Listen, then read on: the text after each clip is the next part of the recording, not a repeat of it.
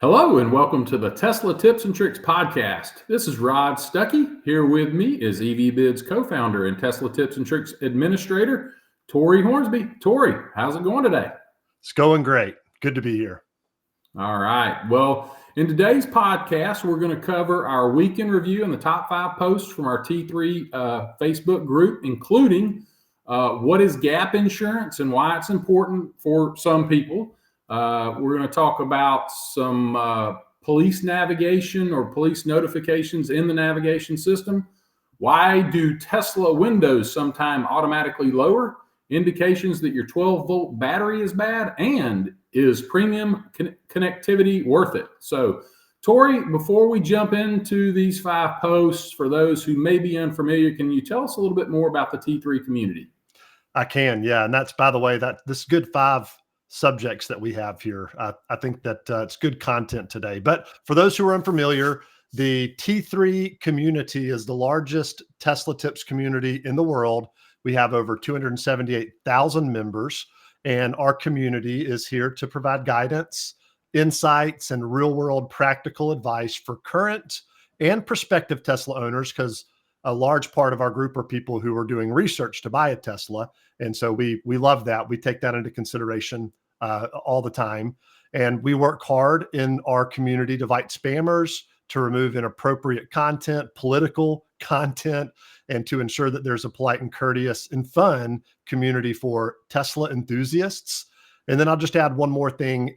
You mean there's political content coming around Tesla? Oh, I know. Right now, it's just crazy.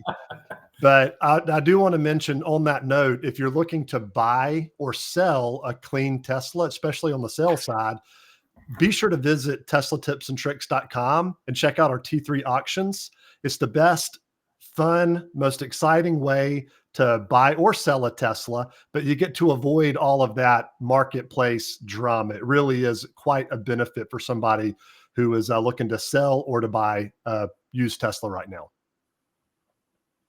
Yeah, absolutely. It's fun. Just sit on the sidelines and comment and watch and see what they're going for. So, and we always appreciate our community helping vet the and share the knowledge, the tips and tricks during live auctions. So you can comment live. So yeah, jump over to teslatipsandtricks.com and also check out our YouTube channel.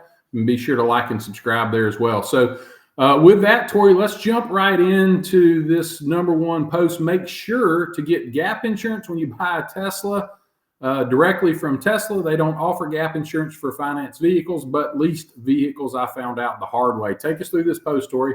So yeah, this is Diego, and he's got a picture here for those who are listening of his car, which looks like it was rear-ended really hard. It's yeah, pretty. That looks bad. That looks bad, but it did its job and it protected him. You can tell it absorbed the blow pretty good, but I can also look at it and tell you that it's totaled. Like you can see that the frame is going to be completely damaged, probably even hurt the battery. But let's talk about first, what is gap insurance? Yeah. And so Diego's saying, hey, make sure you got it. Well, what is it? For those who are unfamiliar with gap insurance, what it does is it covers the gap between the payoff of your loan or your lease and how much your vehicle is worth and what the insurance company will give you for your vehicle. So let's just say that you have a vehicle, your loan balance is, $40,000, and you're driving, you love your car, everything is good. You get into an accident and you still have a loan for $40,000, your vehicle's totaled, and the insurance company says, the market value of your car is $30,000. So that $10,000 gap between the market value of your car, or maybe not even market value, what the insurance company will give you for your car versus what you owe on your loan or on your lease, gap insurance covers that amount regardless of how much it is. So if you have a also known as negative equity, right? Yeah. Negative equity insurance. Right. And it's a good point to note that if you put down a lot of money on your vehicle, you don't need gap insurance. So in other words, if you owe $20,000 and the value of your car is 30, you don't need gap insurance. So if you have larger down payments or trade-ins, you're going to be covered. But Teslas have had a bit of a depreciation challenge over the past year. We feel like it's plateauing out a little bit more, but you might remember a year and a half ago or so where Elon lowered the prices of the new vehicles up to 35% on some of them. Some of the Plaid models had a huge lowering, and that impacts the used car market. Because if I can get a new one now for 35% less, and you just bought one, or 2 months ago you bought one, man, that's quite a hit that you took. So now that the prices are lower, we are seeing that plateau out. But the comments here are just talking about how it is very important, and how one of them says that Tesla will, if you finance a vehicle, they will offer you gap insurance. You just have to call.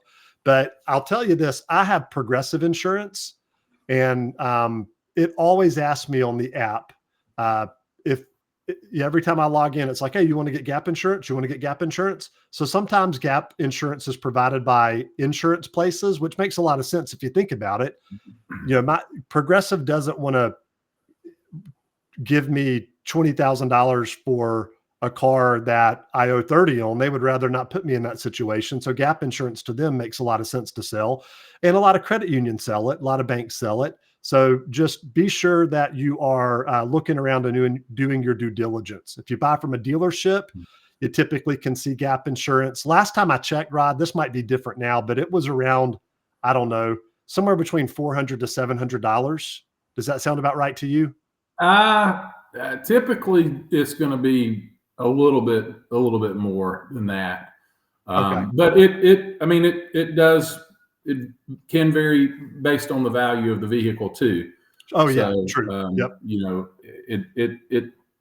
It does vary, but I just wanted to elaborate on what you were saying, Tori. Let's don't sugarcoat it.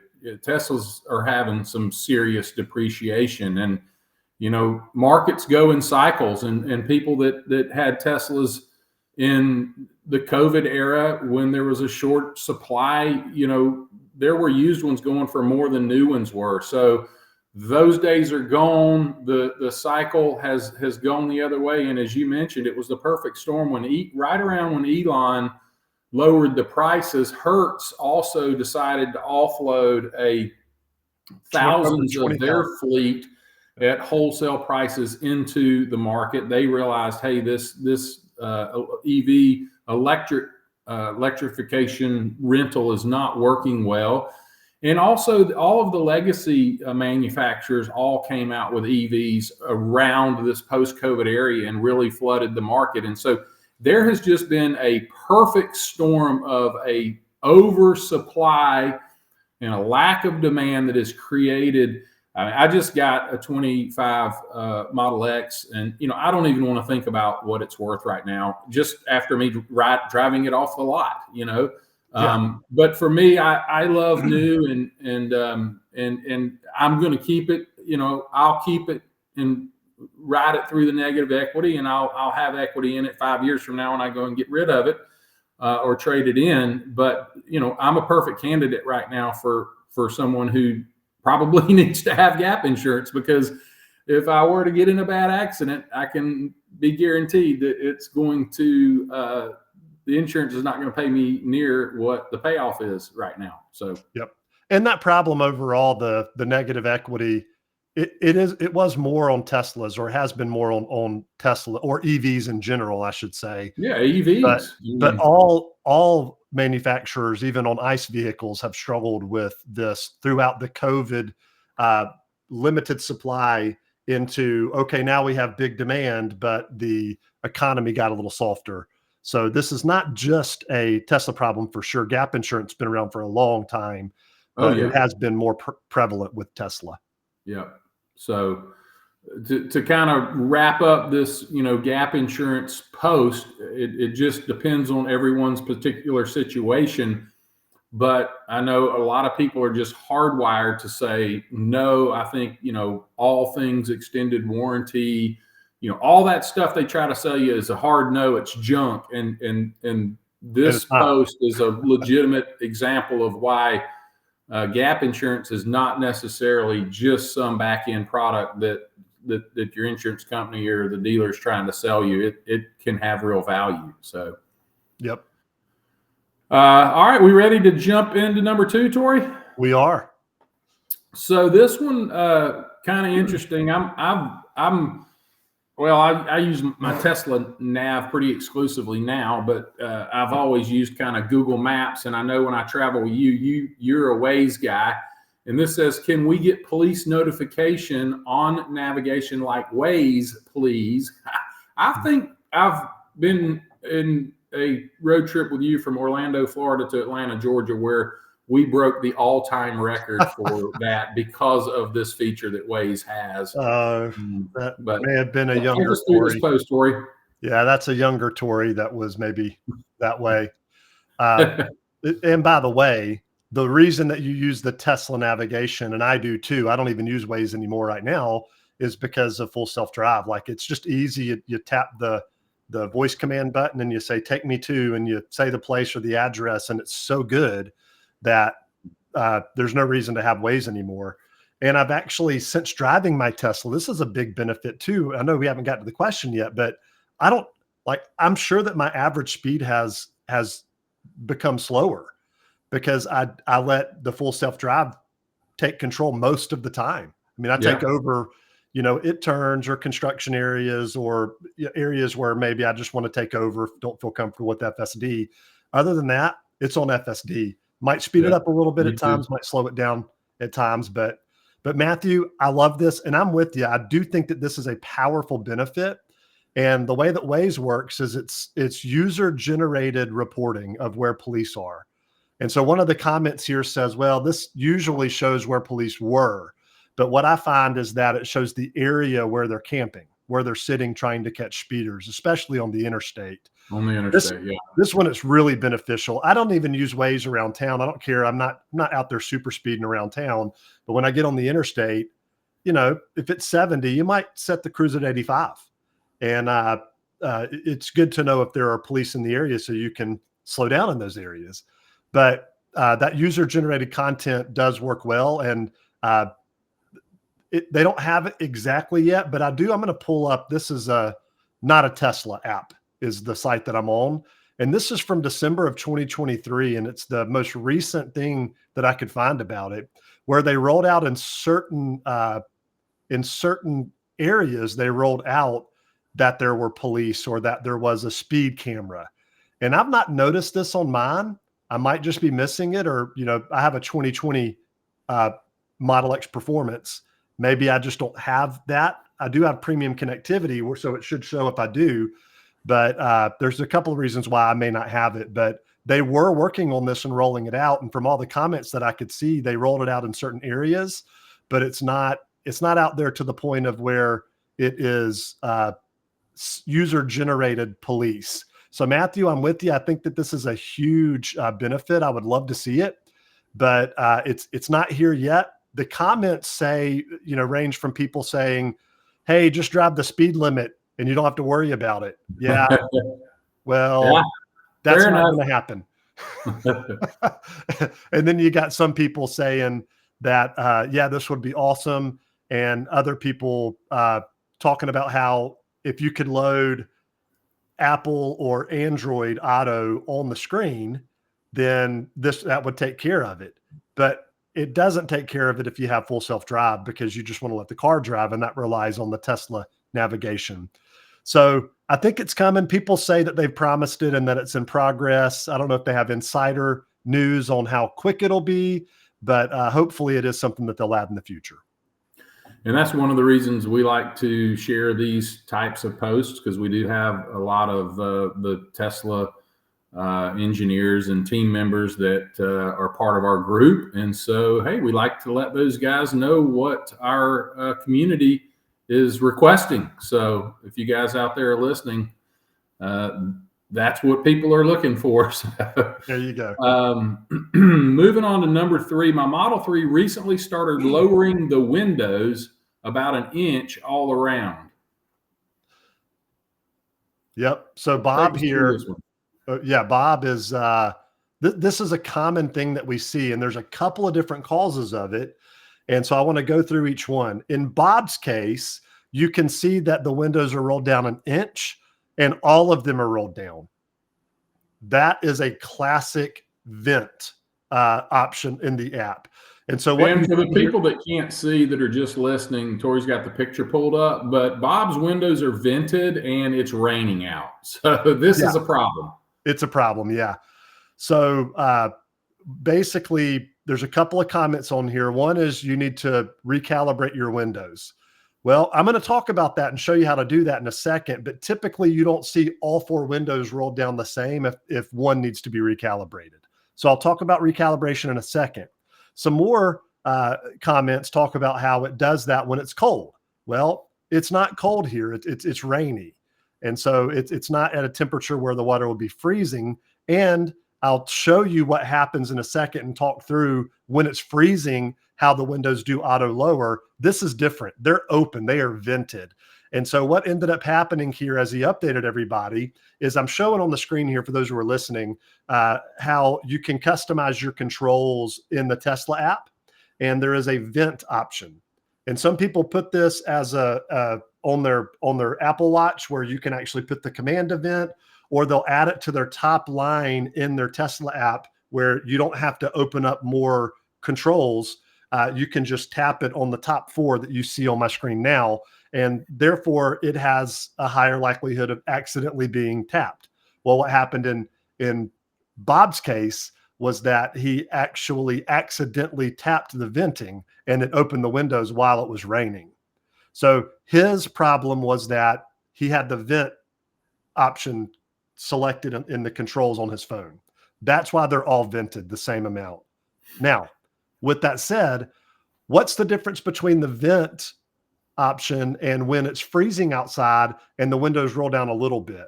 So I've got a video here and I'll explain what's happening to those.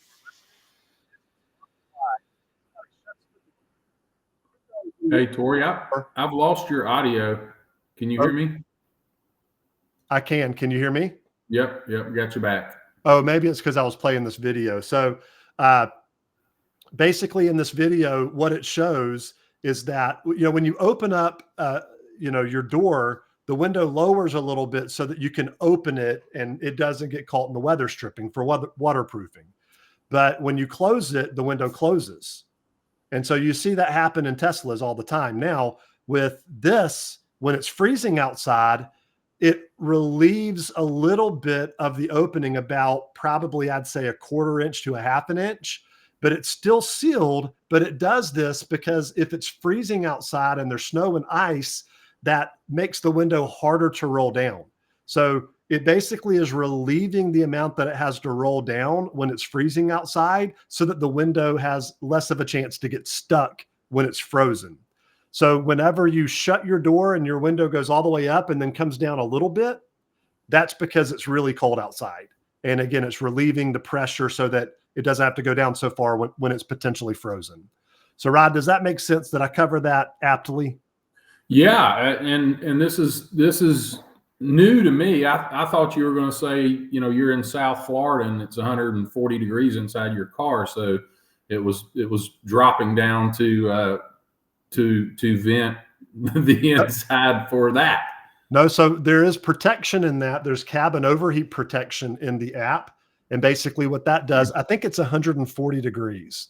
So if the inside of the car gets to 120 or 140 and you have cabin protection on, it automatically turns on the air conditioner to lower the temp. So it doesn't do the windows, it uses the air conditioner to do that.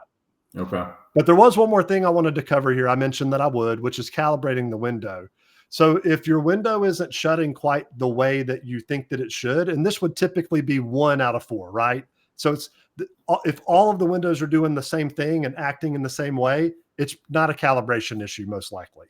So calibrating the window is pretty simple. And this is straight from the Tesla site for those who are just listening to this. It says, in the unlikely event that a window behaves unexpectedly, touches the bright molding, fails to open or close properly, goes down more than normal when the door opens. So when you open the door, if the window goes down 2 inches and you're like, that was weird. So you can recalibrate one window. And the way that you do it is you close all the doors. You sit in the driver's seat, make sure all the doors are closed. And then using the driver's window switches, you raise the affected window all the way until it stops.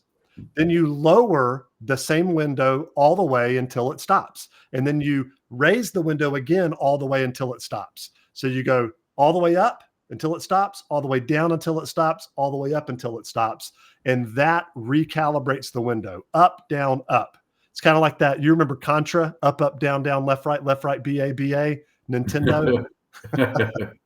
So, yeah, that's it. Up, down, up all the way. And that calibrates a single window.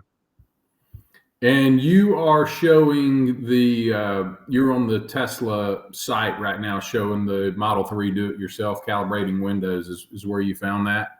Cameras and windows? Yep. So Tesla has a lot of great content on their site. They really do. Yeah, they do. So, all right, well, let's move on to number 4. My car won't come on, and I have 27% charge, but it won't come on. Any suggestions? This is a good one right here. Take us through this story. Yeah, this one is one I jumped on pretty fast. And I'll come down here to my comment. I was one of the first ones to comment, and I just said, hold down both scroll wheels on the steering wheel for 10 seconds. If the screen doesn't come on, it's likely your 12-volt battery. And that's what a lot of these comments say. There's a lot of people saying, oh, it's the HV battery. No, if the screens aren't coming on, it's not the HV battery. So if the screens are on and the car won't move, it could be the HV battery. That's more likely to be. But when it's the doors won't open in a Model S, the handles won't present themselves. You walk up to a Model X and the doors don't auto open. All of those systems are using a 12-volt battery, which we'll talk about a little bit more in a second. They're not using the high voltage battery. So when your 12-volt battery dies, and this is a battery like you find similar to what you find in a classic car. It's not quite as big because it doesn't have the cold cranking amps because it's not turning over the engine. It's more of a deep cycle hold storage battery. And the high voltage battery actually supports that 12-volt battery. But when it dies, the screens won't come on, the doors won't auto present, the lights won't work. And that's what I actually had I was pulling up and trying to find a list of all of the things that it controls, and I couldn't find an exhaustive list. But think about a normal car. When Tesla built these cars, they didn't redo door locks. They didn't redo window controllers. They didn't redo computer hardware to take all of the voltage from the high voltage battery. The high voltage battery controls the motors. It controls the heat pump. It controls the air conditioner. And I might be missing two other things there, but everything else is controlled by the 12-volt battery, including the computers, the doors, the lights, etc. Music, Bluetooth connectivity. So when you walk up to your car, it knows to unlock. All of those are being supported by the 12-volt battery. Yeah, the main high voltage battery is for propelling the car, right? Yep. And then the 12-volt AC compressor. Yeah. Heat pump. Yeah. The 12-volt battery is all your low voltage stuff. So, and then she reported back, and that indeed is what was the challenge, correct? It was, yeah. So let me go to newest, and because I found her. Here it is. Yeah. She said, I had to get it towed. I called the Tesla number and they said the 12-volt battery is dead. I have an appointment in the morning. I'll keep everyone updated. And so she doesn't have any more updates from here, but she didn't need to. Tesla told her it was the 12-volt battery. They can log in and look and see. So they knew what it was. So and a lot of times your car, it'll start giving you warnings. So just don't ignore those warnings. Whenever you're seeing weird stuff kind of come up and pop on and give you warnings, you can call Tesla and they can log into your car and tell you if it's just the 12-volt battery.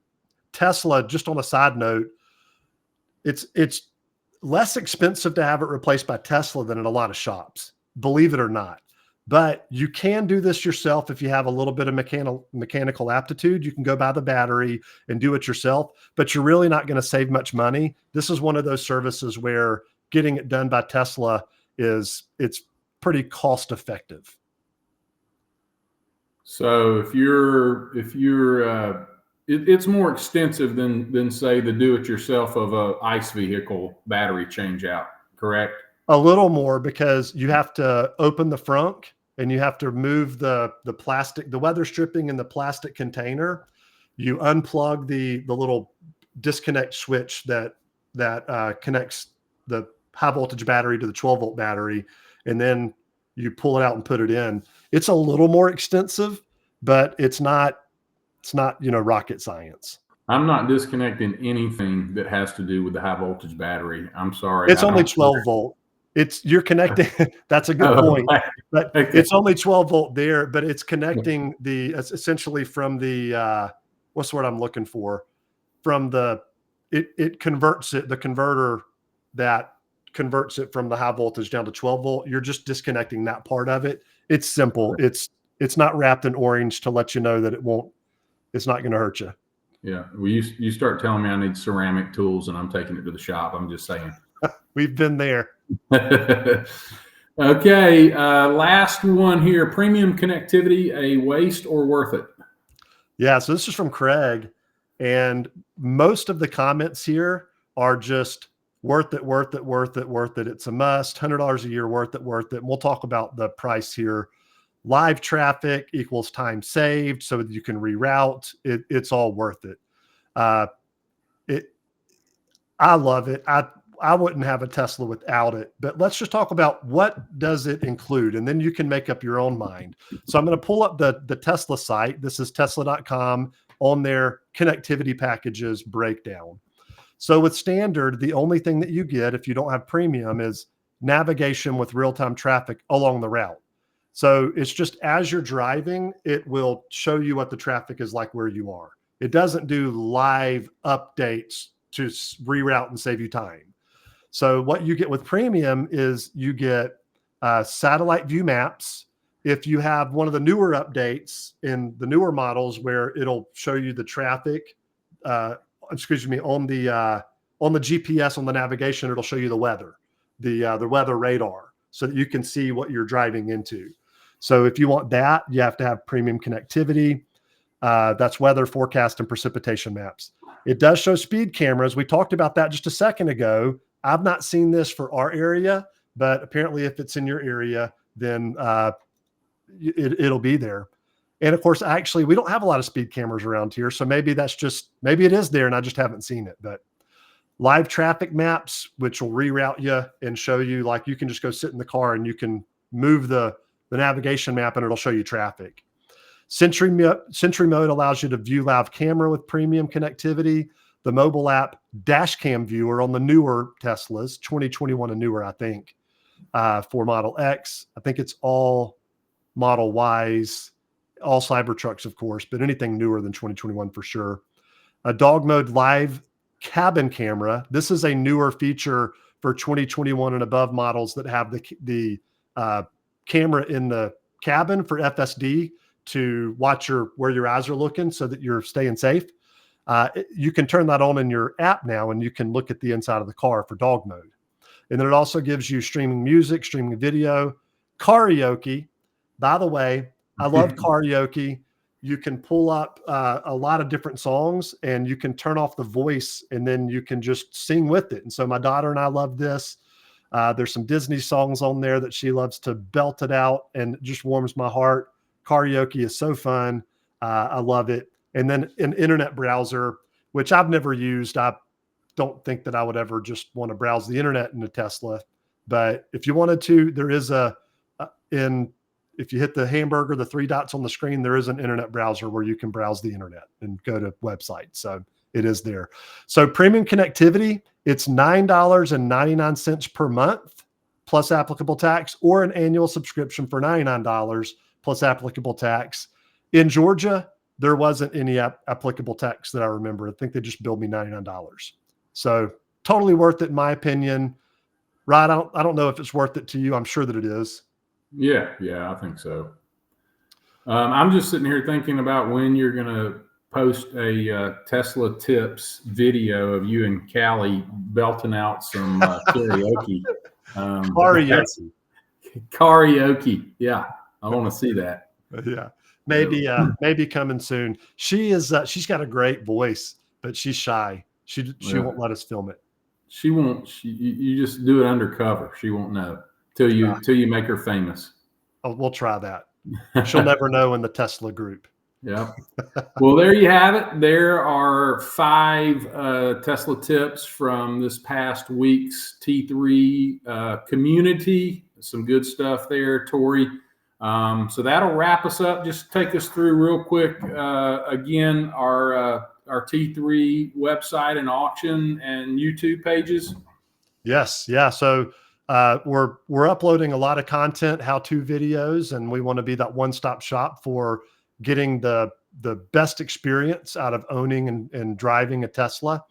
And our website has a lot of that content as well as the T3 auctions. And I just can't tell you how beneficial it is. It's free for sellers to list their car. So come on over, submit your car for a T3 auction. And it'll be a 7-day auction where we advertise. We'll promote it to our group of 288,000. Of course, we'll put the listing live there, but we're also going to advertise to people nationwide who are Tesla enthusiasts and in the market for one, and they'll come and they'll place bids. You can set a minimum reserve price so that if the highest bid doesn't go over a certain dollar amount, you're not forced to sell the car if it doesn't hit a certain value. So you're protected there. And then people come and bid, they make comments. We'll walk you through, taking good pictures of the car if you're selling it. And the goal is 100% transparency. So people know exactly what they're going to get. So it's a big benefit for sellers too, so that they can know exactly what's going to show up. We can set up driveway to driveway shipping. So you can see exactly what you're going to get. You don't have to go around and see all these people if you're buying on Facebook Marketplace or other marketplaces. You don't have to deal with dealers. You can just have fun shopping from the couch and know exactly what you're going to get. And we'll deliver it straight to your driveway so you can have an amazing experience there. Check it out at teslatipsandtricks.com. Yep. So good stuff. And thanks as always for the insight and tips, Tori. And we'll see everybody on the next episode. See you soon.